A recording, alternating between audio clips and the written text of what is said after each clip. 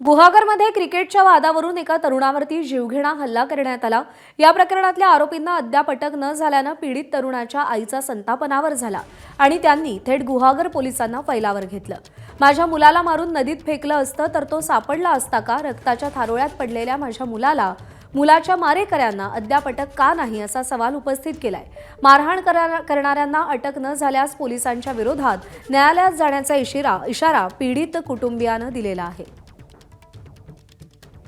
मारण होऊन 4 दिवस होऊन गेले, रक्ताच्या थारोळ्यातच तुम्ही इकडे आणला पाहिला तुम्ही की नाही?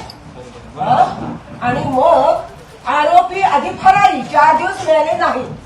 आरेगाव काही तर लांब नाही की नाही? मग आणि न मिळता कोर्टात ते अटकपूर्व जामीन झालं कसं? आता अटकपूर्व जामीन इंटेरिम झालेला आहे, अजून मंजूर नाही झाला।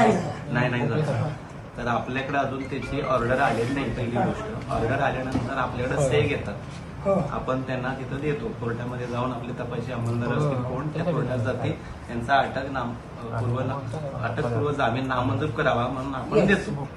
त्यांना मंजूर झालेला नाही तर तिने माहिती, तर त्यांच्या आई आहेत त्या तुमच्याशी जरा बोलणार आहेत, तर ते जरा बोलू। इथून पाहिले सांगा का किती पोलीस स्टेशनला येऊन पाहिले?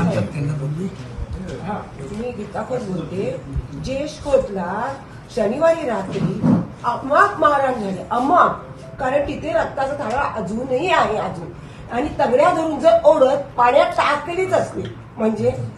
आणि अशा लोकांना आज ताब्यात न ते अटक पण झाले, मिळू शकले नाही, फरारीच राहिले आणि त्याच्यापुढे अटकपूर्व जामीन देतात। हा कुठला इन्साफ तुम्ही सांगा?